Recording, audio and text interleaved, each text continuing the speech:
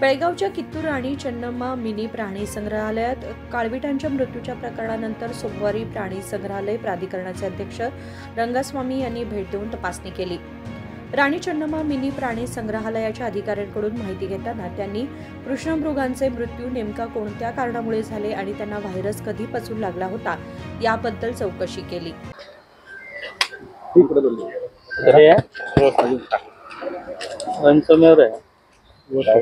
ಹದಿಮೂರನೇ ತಾರೀಕಿಂದ ಸಾವಿನ ಸರಣಿ ಮುಂದುವರೆದಿದೆ। ಬಟ್ ಇಲ್ಲಿ ಆದರೂ ರಾಜ್ಯ ಸರ್ಕಾರ ಆಗಿರ್ಬೋದು, ನೀವಾಗಿರ್ಬೋದು, ನಿಮ್ಮ ಇಲಾಖೆಯವರು ಒಂದು ದಿವ್ಯ ನಿರ್ಲಕ್ಷ್ಯಕ್ಕೆ ಸಾವನ್ನಪ್ಪಿದ್ದಾರೆ। ಇದಕ್ಕೆ ಪ್ರಮುಖ ಕಾರಣ ಏನು ಸರ್? ಇದು 13ನೇ ತಾರೀಕು ಇದು ಸಾವಾಗಿದ್ದ ಮೊದಲನೇ ಇವ್ರಿಗೆ ಗೊತ್ತಿರುತ್ತೆ, ಅವರು ಸಂಬಂಧಪಟ್ಟ ನೌಕರರ ಅಥವಾ ಸಂಬಂಧಪಟ್ಟ ಡಾಕ್ಟ್ರು ಅಥವಾ ಅಧಿಕಾರಿಗಳು ಅದು ನೋಡಿಡಿರೋ ಅಂತ ಚಾನ್ಸ್ ಇರುತ್ತೆ। ಒಂದು ದಿವಸ ತಕ್ಕದ ಪ್ರಾಣಿಗಳು ಅವರ ಆ್ಯಕ್ಟಿವಿಟಿಯಲ್ಲಿ ಚೇಂಜ್ ಇರ್ತದೆ, ಓಡಾಡ್ತಾರೆ ಅಥವಾ ಕೂತ್ಕೊಳ್ಳೋದು, ಮೇವು ತಿನ್ನೋದ್ರೆ ಹೆಚ್ಚು ಕಮ್ಮಿ ಇರುತ್ತೆ। ಆವಾಗ ಇವರು ಸಡನ್ನಾಗಿ ತೀರ್ಮಾನ ತಗತ್ತೆ, ಸಡನ್ನಾಗಿ ಅದಕ್ಕೆ ಸಂಬಂಧಪಟ್ಟಾಗ ಇಲ್ಲಿ ಬನ್ನೇರುಘಟ್ಟ ಇರ್ಬೋದು, ನಮ್ಮ ಮೈಸೂರು ಝೂ ಇರ್ಬೋದು, ಅಥವಾ ಇದ್ರ ಬಗ್ಗೆ ಬೇರೆ ಬೇರೆ ದೇಶದಲ್ಲಿ ಇರತಕ್ಕಂಥ ಝೂಗಳಲ್ಲಿ ಈ ಒಂದು ಕಾಯಿಲೆ ಬಂದರೆ ಇವಾಗೇನು ಭಾಳ ಫಾಸ್ಟಾಗಿ ಮಾಡೋ ಫೋನಲ್ಲಿ ಅಥವಾ ವಿಡಿಯೋ ತಿಳ್ಕೊಬೋದು ಅದನ್ನ, ಆಯಿತಾ? ಅದನ್ನು ಇವ್ರು ಮಾಡಿಲ್ಲ ಅಂತ ನನ್ನ ಒಂದು ಭಾವನೆ। ಎಲ್ಲೋ ಒಂದು ಕಡೆ ತಪ್ಪಾಗಿದೆ। ಇಷ್ಟೊಂದು ಪ್ರಾಣಿ ಅದನ್ನು ಮಾಧ್ಯಮದಿಂದ ಮುಚ್ಚಿಟ್ಬಿಡ್ತೀರಿ। 15ನೇ ತಾರೀಕಿಗೆ 20 ಆಯ್ತಾವ, ಅವಾಗ ಮಾಧ್ಯಮಕ್ಕೆ ಗೊತ್ತಾಗತ್ತೆ। ಬಟ್ ಇಲ್ಲಿರುವಂಥ ಯಾಕೋ ನಿಮ್ಮ ವೈದ್ಯಾಧಿಕಾರಿಗಳ ನಿರ್ಲಕ್ಷ್ಯ ಎದಕ್ಕೆ ಅಂತ ಇದೆ, ಯಾಕಂತಂದ್ರೆ ಅವ್ರು ಔಟ್ಸೋರ್ಸ್ ಪರ್ಮನೆಂಟ್ ಇಲ್ಲ। ನೀವು ಎಲ್ಲಾ ಪರ್ಮನೆಂಟ್ ಡಾಕ್ಟರ್ಗಳನ್ನ ಮೈಸೂರು ಮತ್ತು ಯಾವುದು ಬನ್ನೇರುಘಟ್ಟದಲ್ಲಿ ಮಾತ್ರ ಇಟ್ಟಿದ್ದೀರಿ। ಯಾಕೆ ಬೆಳಗಾವಿ ಮತ್ತು ಉತ್ತರ ಕರ್ನಾಟಕ ಅಂದ್ರೆ ನಿಮ್ಮ ಸರ್ಕಾರಕ್ಕೆ ಅಷ್ಟು ದಿವ್ಯ ನಿರ್ಲಕ್ಷ್ಯ? ಇಲ್ಲ, ಆ ಥರ ಇಲ್ಲ, ಆ ಥರ ಅದನ್ನ ಬಗ್ಗೆ ಹೇಳಕ್ಕೆ ಹೋಗಲ್ಲ। ಒಟ್ಟಿನಲ್ಲಿ ಇದು ಇವಾಗ ಅಭಿವೃದ್ಧಿ ಹೊಂದ್ತಾ ಇರೋ ಝೂ ಇದು। ನನಗೆ ತಿಳಿದ ಮಟ್ಟಿಗೆ ಇಲ್ಲಿ ಬನ್ನೇರುಘಟ್ಟ ಮತ್ತು ಮೈಸೂರು ಝೂಗಿಂತ ಅಭಿವೃದ್ಧಿ ಪಡಿಸೋಕ್ಕೆ ವಿಶಾಲವಾದ ಒಂದು ಜಂಗಲ್ ಇದೆ ಅಂತ ನನ್ನ ಒಂದು ಅನಿಸಿಕೆ। ನಾನು ನೋಡಿದ ಮಟ್ಟಿಗೆ ಮಾಡಬೇಕು, ಅಲ್ಲಿ ಎಲ್ಲೋ ಒಂದು ಕಡೆ ತಪ್ಪಾಗಿದೆ। ಈಗ ಇದೊಂದು ಪ್ರಾಣಿಗಳು ಸಾವನ್ನಪ್ಪಿವೆ, ಅಲ್ಲಿ ವಾತಾವರಣ ಎಷ್ಟು ವರ್ಷದಿಂದ ಮೊದಲಿಂದ ಇಲ್ಲ ಅಂತ ಇವರು ಹೇಳ್ತಾ ಇದ್ದಾರೆ। ಯಾಕೆ ವೈರಸ್ ಬೇರೆ ಪ್ರಾಣಿಯಿಂದ ಅಲ್ಲಿ ಬಂದು ಬರ್ತಾ ಅಥವಾ ಆಹಾರದಿಂದ ಬರ್ತಾ ಯಾಕೆ ಬಂತು ಅನ್ನೋದು ನಮಗೆ ಸ್ಪಷ್ಟವಾದ ಮಾಹಿತಿ ಇಲ್ಲ।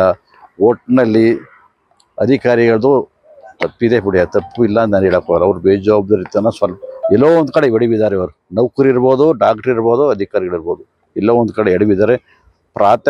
ಫಸ್ಟೇ ಆರೋಗ್ಯದಲ್ಲಿ ಏರ್ಪೇರ್ ಆದ ತಕ್ಷಣ ಇವರು ಕ್ರಮ ತಕ್ಕ ಇಷ್ಟೊಂದು ಸಾವು ಆಯ್ತಿಲ್ಲ ಅಂತ ನನ್ನ ಒಂದು ಭಾವನೆ। ನೋಡೋಣ, ಅನಿಮಲ್ಗಳ ಹೆಲ್ತ್ ವೀಕ್ಲಿ ಟ್ವೈಸ್ ಮಾನಿಟರ್ ಮಾಡಬೇಕಾಗತ್ತೆ ಆಸ್ ದ ಪ್ರೊಸೀಜರ್।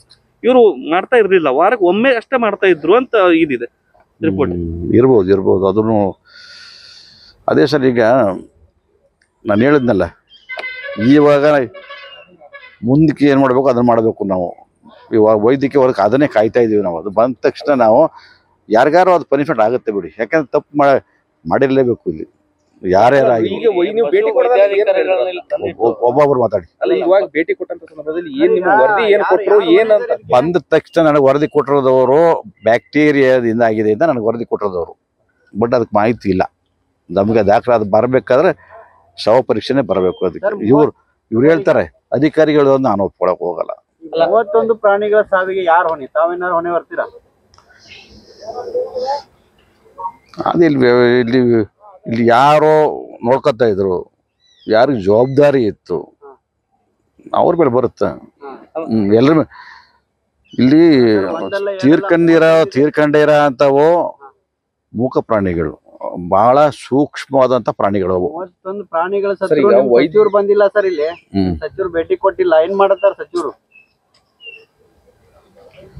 ಇಲ್ಲ, ಅದು ತಪ್ಪಾಗಿದೆ ಸರ್, ಇದು ತಪ್ಪಾಗಿದೆ। ನಾನು ನೆನ್ನೆ ಮೆಂಬರ್ ಸೆಕ್ರೆಟರಿ ನನ್ನ ಜೊತೆ ಮಾತಾಡ್ಬಿಟ್ಟು ಹೋಗಿದ್ದಾರೆ ಅವರು ಇವರು ಇದು ಸರ್, ಈ ಸಂಬಂಧಪಟ್ಟವರು ಈ ಝೂನವರು ಮೆಂಬರ್ ಸೆಕ್ರೆಟರಿಗೆ ಯಾವತ್ತು ವರದಿ ಕೊಟ್ಟರು, ಮೆಂಬರ್ ಸೆಕ್ರೆಟರಿ ತಕ್ಕಂಥ ಕ್ರಮಗಳು ಏನೇನು ಅನ್ನೋದು ನಾನು ತಿಳ್ಕೋಬೇಕು। ಅವರು ಜವಾಬ್ದಾರಿ ಮೆಂಬರ್ ಸೆಕ್ರೆಟರಿ ಅವರು ಸಡನ್ನಾಗಿ ಎಲ್ಲಾರು ಇರಲಿ ಅವರು ಅದಕ್ಕೆ ತಕ್ಕ ಮೆಡಿಕಲ್ ತಗೊಂಡು ವ್ಯವಸ್ಥೆ ಮಾಡ್ಬೇಕಿತ್ತು. ಎಷ್ಟು ನೆಗ್ಲಿಜೆನ್ಸಿ ಅಂದ್ರೆ ನಿಮ್ CCF ಸತೆಗೆ ಇವತ್ತು ಬಂದಿದ್ದಾರೆ, ಇಲ್ಲಿವರೆಗೂ ಬಂದಿಲ್ಲ. ಹೌದಾ? ಮತ್ತೆ ಯಾಕೆ ಅಧಿಕಾರಿಗಳ ನಿರ್ಲಕ್ಷ್ಯ ಅಂತ? ಇಲ್ಲ ಅವ್ರ ಮೇಲೆ ಜೀವ ಇಲ್ವಾ? ನಾವು ಕೊನೆ ಮಂತ್ರಿಗಳು ಜೊತೆಗೆ ಕೊನೆಗೆ CM ಜೊತೆ ಏನಾದರೂ ಸರಿ, ಇದ್ರ ಬಗ್ಗೆ ನಾವು ಕ್ರಮ ತಗೋತೀವಿ. देशभरातील वेगवेगळ्या प्राणी संग्रहालयात असे आजार कोठे आढळले आहेत त्या ठिकाणची माहिती गोळा करून योग्य उपचार करावेत असेही त्यांनी सांगितले. विनोद कोलकार, KMM मराठी, बेळगाव.